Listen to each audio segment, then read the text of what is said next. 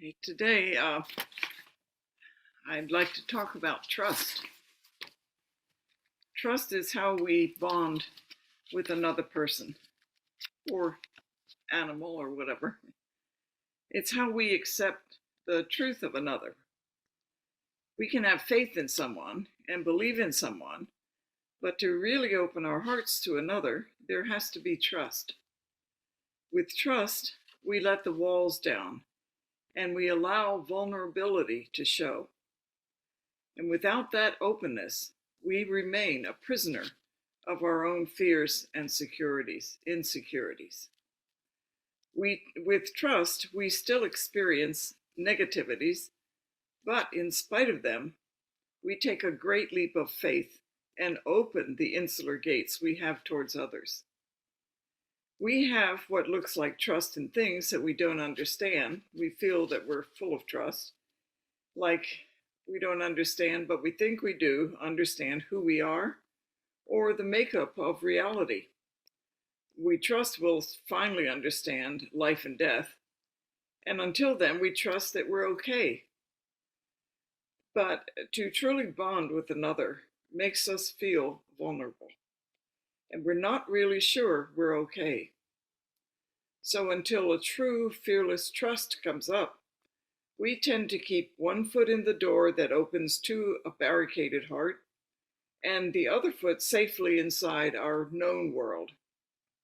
And we tend to ignore the confusing signals that we send to ourselves. This isn't trust. And so none of the fruits of such a generous opening to others can be found in such a half-in, half-out commitment. We have, however, everything within each of us that is necessary to reach down deep inside ourselves and touch something deeper, perhaps our true nature, as us, as we don't know ourselves. We have everything we need to rest peacefully in silence in order to allow it to fully, consciously permeate us. We have everything we need, and we don't have to look outside for anything to actually nourish our hearts. We've already learned to navigate our smaller person in the world, and us, as we think we know ourselves. And we think we can navigate quite well in this samsaric karmic world, although that's debatable considering how much we change along with everything else. Some of us have achieved something, more or less. Some like to play. Some are striving very hard to understand something. Some help when they can. Some fall asleep and dream a lot. And some are just tired of all the inner and outer noise. In other words, we're all on an equal footing in this changeable karmic reality. Worthwhile or worthless activities are just relative labels, and they tend to be subject to great change. But now, with meditation, we can turn to look inward and sense the liveliness of new possibilities. Can we continue this inward turning? Can we trust this new direction? Can we trust ourselves enough to act outside of our usual predilections? Can our bond with others make the difference with moving with confidence to a new momentum, or will our surface bonds cause us to give up and return to the surface? Can we be satisfied in knowing ignorance as a way of life? I think we all have the strength to awaken to silence, to consciously embrace it and let it permeate our thinking mind, as indeed it probably already has. We only have to see and acknowledge it. But faith must keep us sitting, and trust must lower the drawbridge to let everyone in. When we're filled with the power of everyone, when we know our full self, we can face anything. And on the cushion, we can let our whole body and mind fall away in silence. We can let all the walls fall away. This is our last meeting before January 5th next year, when we begin a 5-day sesshin. For all those who will join us via Zoom, you will have 5 days to sit, to have doksans, to observe silence yourself, so that true silence can be recognized, and fewer interruptions to cause obstructions to all of your practice.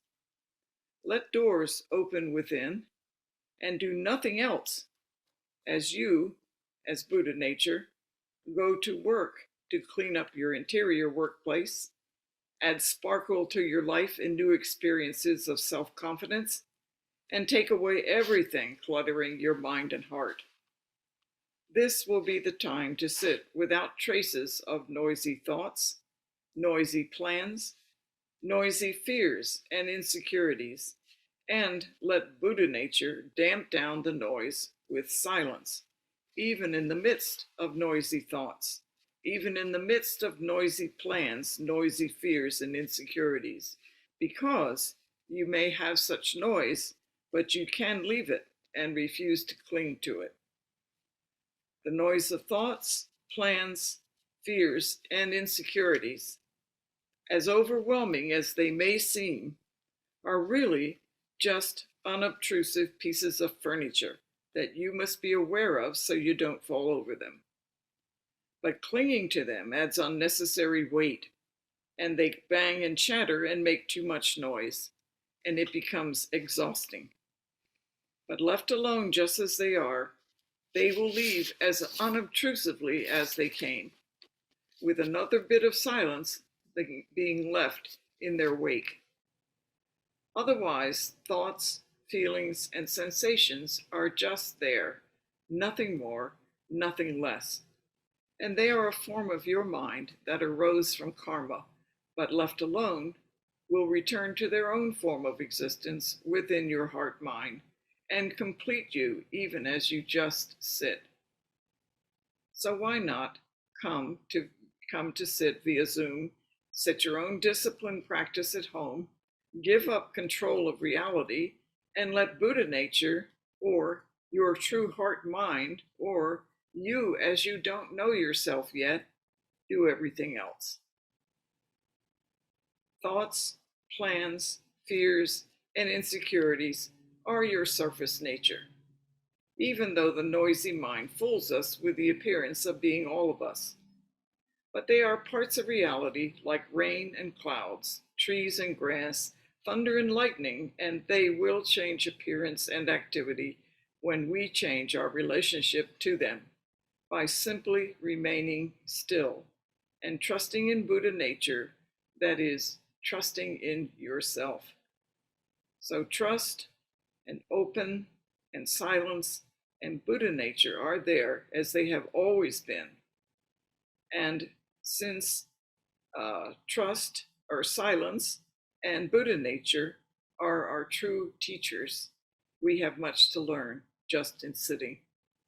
So for this 5-day sesshin, I'd like to give you Basho's poem, which I love and never get tired of seeing. In an ancient pond, a frog jumps, the sound of water, or kerplunk as it's differently translated. So be the frog in this sesshin, be the frog, and in this sesshin in January, without fear or reservation, jump in deep. Thank you.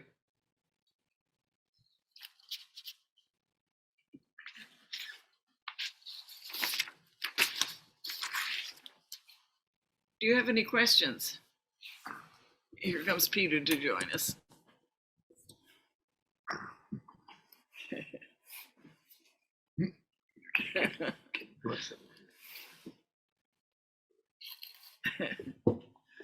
Okay, here we are. Not too far out. That makes, I have to move forward then. Yeah, that's it. Move all the way back to you. Oh, okay. Grunchy. Okay, Lean over. There we go. Okay, do you have any questions of anything? Mike? I am still kind of confused about the difference between faith and trust. you have faith in yourself and you have trust in yourself. They sometimes mean the same thing and sometimes they don't. Do you, in your talk, I didn't quite understand the delineation between the two. Can you expound a little more on that? Yeah. Faith is puts your life in the future in a sense. You hope for a change in the future in some way. Trust is immediate. At this exact moment, you have trust in yourself, therefore, you can act with confidence. With faith, you can't quite act with the same confidence, but you still have a great confidence from the fact that you think something will come about.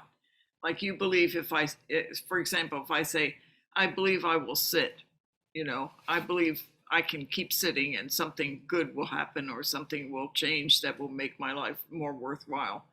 But trust says, I trust myself in this moment to sit just as I am, asking nothing in return, just as I am is enough. As I am is perfect. So there's no future kind of expectation. So faith, I think, has expectation and somewhat resides in the future. And trust is very immediate and has much to do with your sense of ground and how strong you feel in each moment. That's how I feel about it. So they're separate, but they're related in a sense. Yeah. They kind of work together, but they are still separate parts of the same process. Yeah. But that's why I said in the talk, faith will keep us sitting, but trust is what will have to lower the barricade in us to open to everyone. And that's immediate, right now.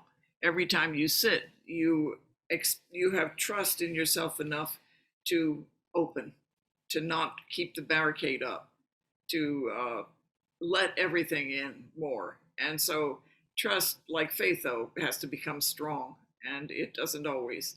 It's a fearful thing. Faith is not quite as fearful, I think, but trust is very fearful. Trust is allowing total vulnerability of your whole being in each moment as if it were enough as it is and needs absolutely nothing more.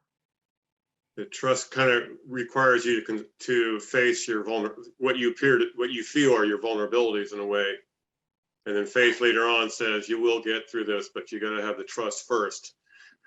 Well, I think it's faith first because if we seldom have that kind of trust to totally open up. So we have faith if we keep sitting, something good will happen. But what really happens is confidence from inward comes up. And that confidence is based on trust that you are good enough just as you are. That's what I think trust is. And when you form a bond with another person, you are saying to them the same thing. You are good enough as you are. Everything that is bonded is real and is based only in this moment as being completely enough. That's what I think trust is. Thank you very much. You're welcome. Is anybody else? Arvin has it. Arvin, did you have your hand up? It's a- Oh, I see. So you mentioned when you started off that trust is how we accept the truth of another. Yeah. Can you talk a little bit about the how there? Oh, okay. I think, well, first of all, to trust another, you have to trust yourself. And if that trust is lacking, you tend to ignore the reality of that person and try to make them in your image. And so we spend a lot of time trying to remake somebody that we find connected in some way. We saw, I think last night we were watching the end of two seasons of a Norwegian movie called Home for Christmas, and in it, this woman has had a number of relationships, and she finally settles on one, but finds nothing but criticism about everything about him. He folds his clothes, he puts everything away very neatly, and it irritates her, and it eventually breaks them up. And her best friend is talking to her about it, and she said, well, what was so terrible about him? And she said, well, he folded his clothes, he put the dishes in the dishwasher a certain way, he did this and that, he put things here and he put things there. And the woman looked at her and said, don't you think that somebody else might not have found that, irritating? And she said, if you love somebody, that's trust. If you love somebody, these things are not irritating. They are what inform you about the person that you care about and want to get to know better and better. And so she's this is like a revelation to her. It has never occurred to her that it wouldn't be irritating to everybody.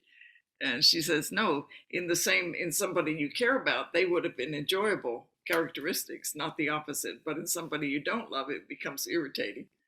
And I think that's talking about the difference between caring about someone without trust and caring about someone with trust. And the trust comes from you first. And then because you trust yourself, you trust your choices, you trust your connections to people. So that's what I think trust is in that So sense. how do you trust yourself?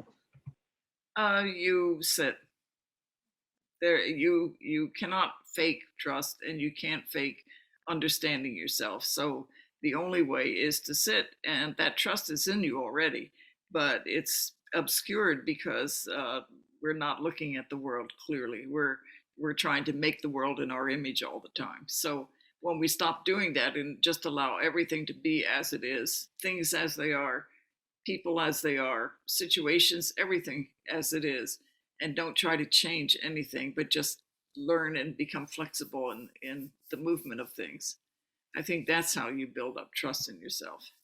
If you're not sitting, I think it's just becoming flexible in the world, not trying to make things over always, not trying to control. That's Then how it would seem that, um, the how to get trust requires faith. in the beginning, yes, I think so. I think if you don't have faith, for example, if you don't have faith that that city will be ultimately a very beneficial way of getting to know yourself, you probably wouldn't stay with it. But the faith that you believe that meditation or Buddhist practice will actually eventually open doors in ourselves to understand who we are and then understand who others are, we would never develop that trust. And the trust is finding our own ground to stand on, not somebody else's ground. John. It's always funny seeing a big finger come over and hit the button. I was just going to say that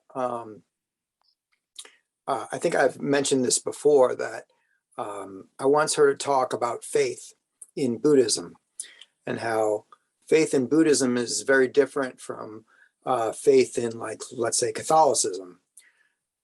Generally faith in most religions is just blind faith that you've been taught since you were a child. But in Buddhism, the faith that we build is built on results. It's built on, through our practice and our meditation, finding results in our lives. And in seeing those results, we build a faith that our practice is working, is beneficial for us.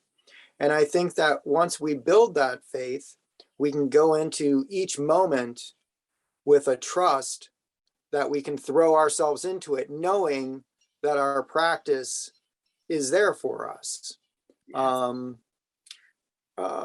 Knowing that in each moment that we can be experiencing that, knowing that because of our practice, the outcome, whatever it is the outcome it should be, and letting ourselves go to that. And that's been an important part of my practice. As you know, I've been through a very rough year, losing my father-in-law, losing my mom under some very difficult situations. I've had a bad year. But I will say that I don't know whether it's just, my practice or the faith in my practice or just giving myself up to those moments. I don't know, I've definitely come through it all stronger, and just I was able to go through it in a way that was in some ways just, I don't know, right? I don't know. It's hard to explain. In the past, whenever I've gone through very difficult periods of times, it wasn't the same. And so anyways, I think faith and trust are very tied together, but that it's tied to results from our practice, not just blind faith. Thank you. You're welcome. Thank you. That's good, John. That's what Buddhism is. Everything has to be verified by our practice for us to believe in it. It can't be from somebody else's words or books or experiences. It only has to be verified by us and what comes up out of us.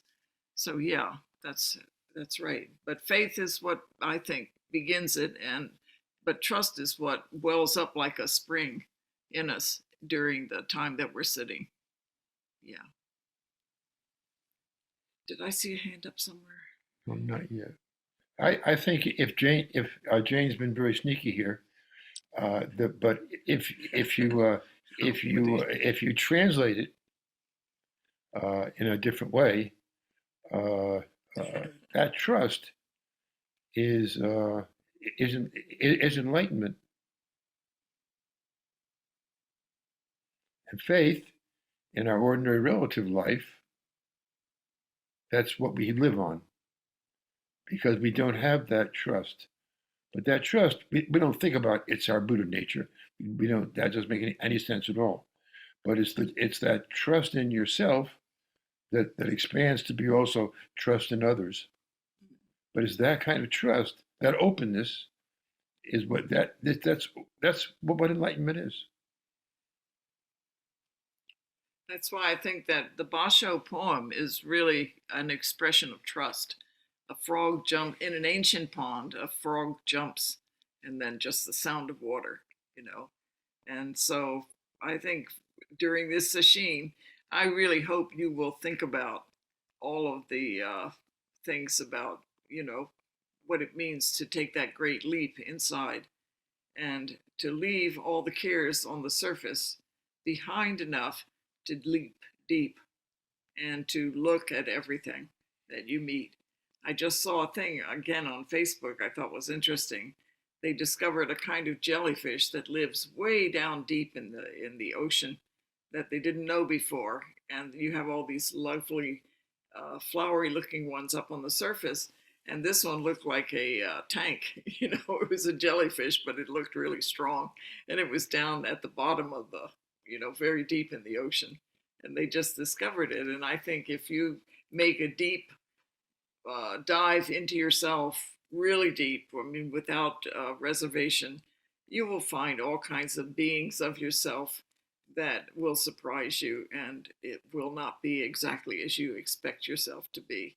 But understanding that they are yourself will give you a very strong ground to stand on when you deal with everyday situations.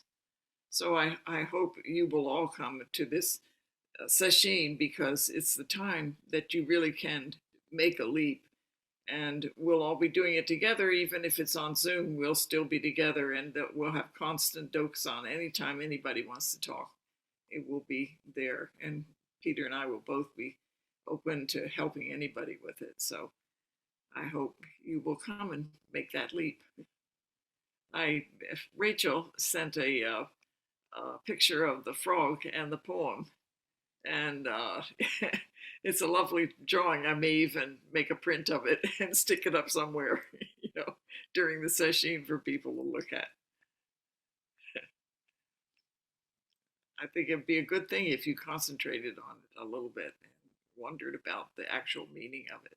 For example, I have always read the first part, about in an ancient pond, that is you. A frog jumps in, that's yourself, going deep down inside. But the fourth line says the sound of water. In Japanese, it's mizu no ota, which means sound of water. And it's often translated as kerplunk, meaning the sound the frog makes when he jumps in. But the sound of water, I began to wonder yesterday, what exactly did they mean by that? What was the meaning of the fourth line? So it's something to consider when you sit? Does it mean coming back to reality, or does it mean, going deep in the water? So, anyway, do you have any more questions? Yeah, Mark. Yes, I was reflecting on the poem, and it's remarkable is that it removes, as we hear it, as I hear kerplunk, instead of the sound of water, I hear something that's completely unanalyzed. It's just an action that happens, and we kind of replay it it's a figment of our imagination, of course, but we play it in there without analyzation. You were just analyzing it just a second ago, which I think kind of, in some ways, ruins it. I hate to say that, Jane. That's okay. That's okay. That's part of the understanding of it. I'm not analyzing it as much as I'm asking you to think about what it means. Because I've always just assumed it meant nothing. But yesterday I was thinking, maybe that means something. Maybe the analyzing is too much. Well, it's kind of, I think, out of the spirit of what it is. Now, I've noticed that in my own mind, you've said a lot of things today that just really resonated with me. And the thing was about kind of waking up into ignorance, allowing yourself to come into ignorance. Would you elaborate on that a little more? Well, it's like I was talking about our connections to people.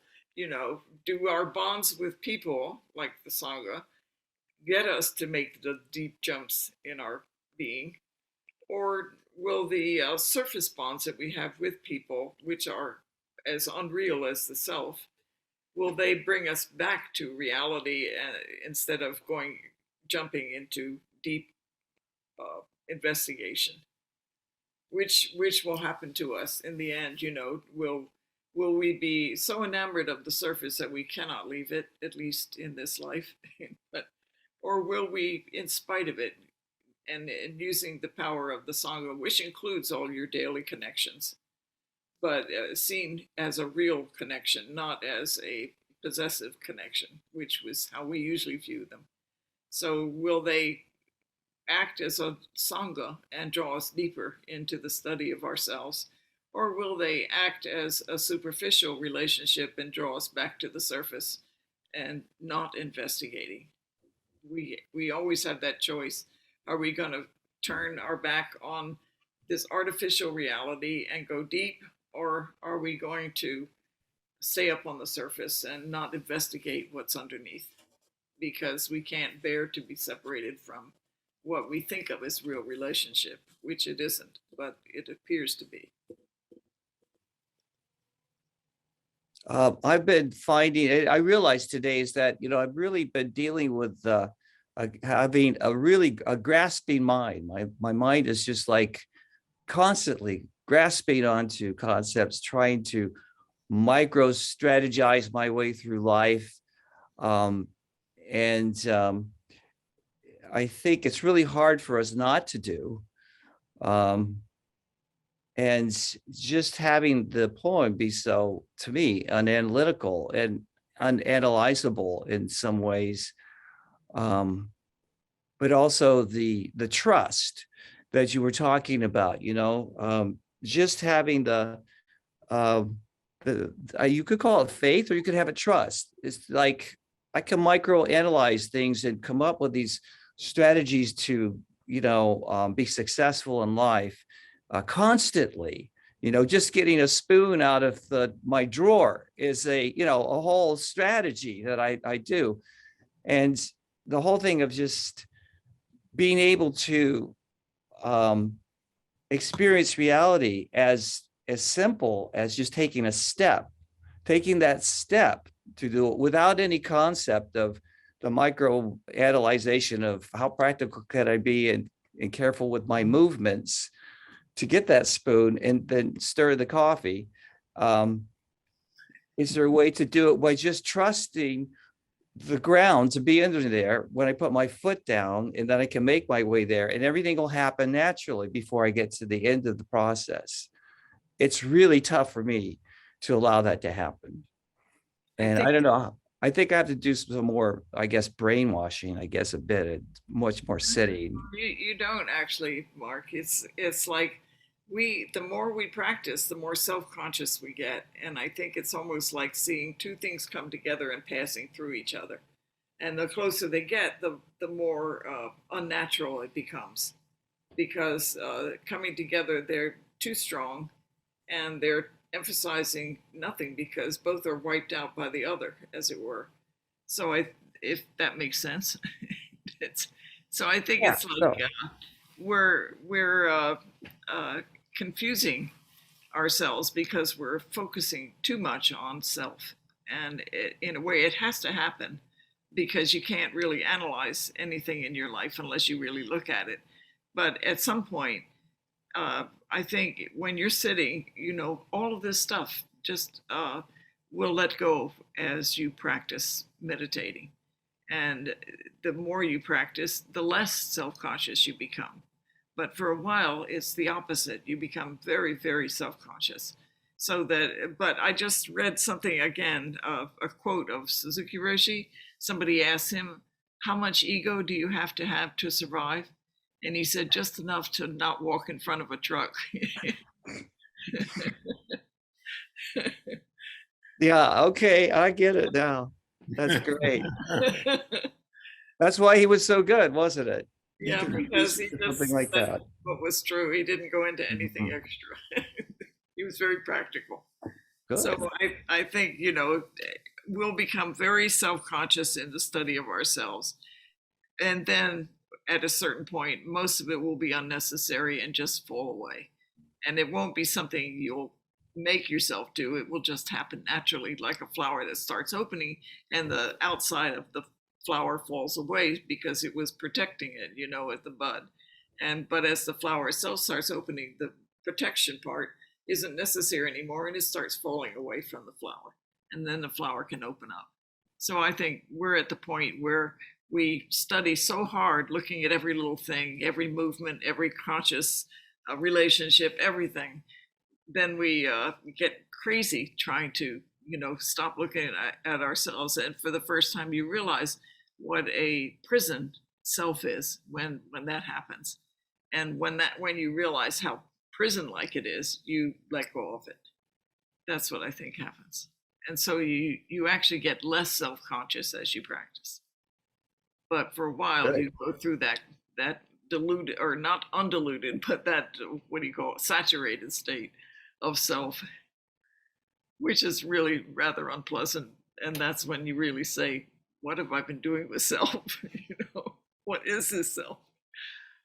And it's not something you can really understand. It's unnecessary, and so it just exhausts and it falls away. That's beautiful. I'm going to have faith that I can trust exactly what you're saying right now. Okay, I hope I hope that trust is what you find in it, but you have to find it on your own actually, and verify it by yourself too. Otherwise, it's just my words, my experience. So you have to verify it in your experience, your ground. Does it hold it? Does it, make your life solid or When I whatever? put my foot down, then the ground meets it. Uh-oh. That's It's not a thing to do around cliffs, but that's but I think it's a good it's just kind of a good thing to keep in mind for me. But thank you, Jane. That was you're really, welcome. really nice. Chris. Could you read the poem again? In an ancient pond, a frog jumps. Sound of water. In an ancient pond, a frog jumps. Sound of water. Yeah. Okay. And, Yeah. and the end is not actually necessary. In an ancient pond, a frog jumps. That's just Englishifying it. Yeah. Yeah. The actual words just say ancient pond, frog jumps. Sound of water. Frog jumps in. Sound of water. So you just take that in and put it at the beginning because it's more like English. I wonder what a frog's impression is the first time it jumps and lands in the water after, making its way to adulthood. And I was the entire time you were talking about the difference between trust and faith, I kept thinking, oh, we have the phrase a leap of faith rather than a leap of trust, and kind of like, not intensely analyzing that idiomatic expression, but just in general, kind of seeing what kind of thoughts came up. Well, But I like the idea that the poet intended the last line to just be the sound of water. yeah. And I like that it gets translated as like an onomatopoeia, but I think he meant even more than that. It's just the sound of water, and he can't actually make a sound with ink and paper. But it's like I saw a meme that was like, it said, airplanes be like, and then it just said in the bottom under brackets, airplane noises. And it's There just, you go. it's so literal. Yeah. So, like how sometimes people will make a painting that's also kind of a collage, and they'll like, put like, pine needles or something like physically there. And so they're not just painting the pine needles. They're actually putting literal pine needles in the painting or whatever it is. Yeah. Kind of reminds me of the fourth component or fourth step in Dogen's, four-step formula, where the last thing is just direct reality. But the poem isn't necessarily, it doesn't necessarily correspond to the other three. It's just, it is what it is, and I like that. Yeah, I do too. I like that. I like the sound of water better, but for many years I liked kerplunk better. So, or splash. Rachel, oh, what are you finished, Chris? I was just gonna say I like the idea of saying like water sound, but putting it in brackets. I think it was in brackets. Or like, yeah, italics or something. It just indicate like we're not saying the literal words water sound. We're trying to make you think the sound of water when a frog jumps in. Yeah. Anyways, It's closed captioning, Chris.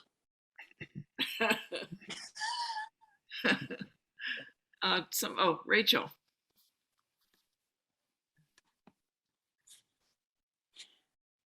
As everyone's talking, and when you talked about trust, I had a memory, kind of experiential memory, which to me was trust. My husband, he's been sick for some time, but 3 years ago he had a very severe heart attack and things. And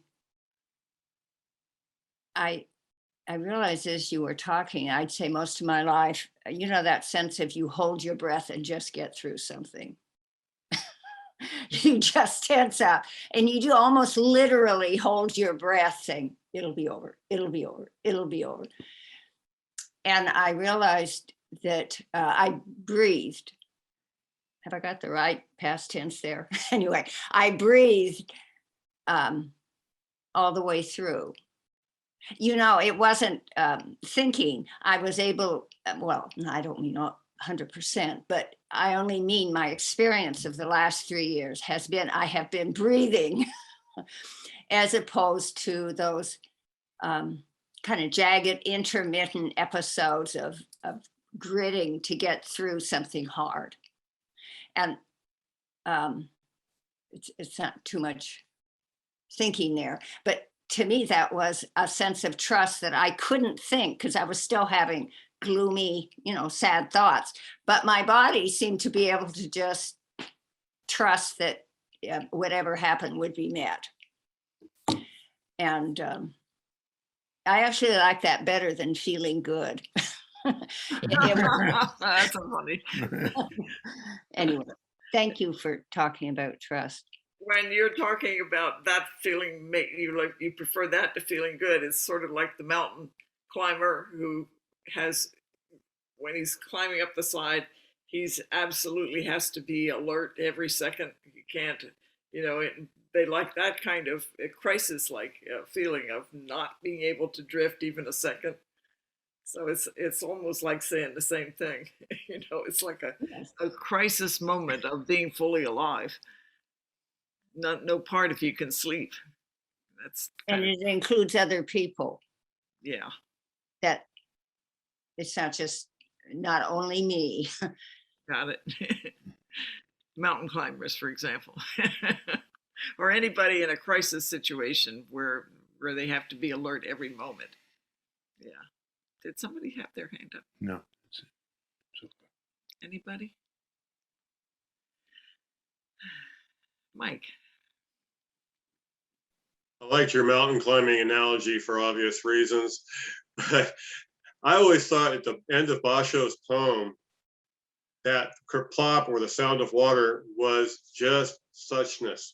That was all it was indicating, was, that's you're experiencing a moment, and there, it's funny, you can analyze it, or you can just hear it and just go, yeah, okay. So I love his poems. I've got a collection of his stuff, and I always find them very intriguing. So interesting you brought that in today. Thank you. It's one of my favorites, mostly because all my life, it seems like ever since I started studying practice here, it's been it's like Hokusai's wave is like the same thing. Everything is in motion, but the boat, everybody in the boat has very calm faces. Nobody's getting excited or screaming or anything. Everybody's sitting and working together. And that one and this poem are two things that have encouraged me right along through many years to get, with the Sangha. So, yeah. I love haikus. They are, they're very, they leave a whole lot to your own imagination. They just produce the basic idea, and then your mind runs with it and stuff. Like Chris was saying, you got brackets on the bottom, and it's just, okay, here, now you think about that thought. What is it? So you have to be involved when you read a haiku. You can't just read it. Your brain has to be involved. So I've always loved that little poem, and I've been studying it like you. I think I understand it. Yeah, we ought to have, when I was at Grace's going with her women's meetings every 3 months or something, one of the things they would do during it was they had a writing teacher, and everybody would write haikus or poems together. And that was really one of my most favorite times, was when we sat and did that together. So maybe we'll have something at some time in the future, where we can practice and express creatively with something. I'd like Like to try that out. yeah, we were taken on a boat trip in Japan on Lake Biwa, and it was a nighttime thing. And what they did all together, everyone sat and wrote haiku on a long thin paper. Everybody wrote their haiku, and then after we finished with it, we would exchange it with somebody else, and it was really an enjoyable evening to do that. So maybe sometime we can do something like that. Anyway, that's all the questions. Everything's over. Okay. I hope I've encouraged you to come and sit. To come via Zoom and sit and really use that poem to dive deep and see how the 5-day thing ends up. It'd be nice to do it.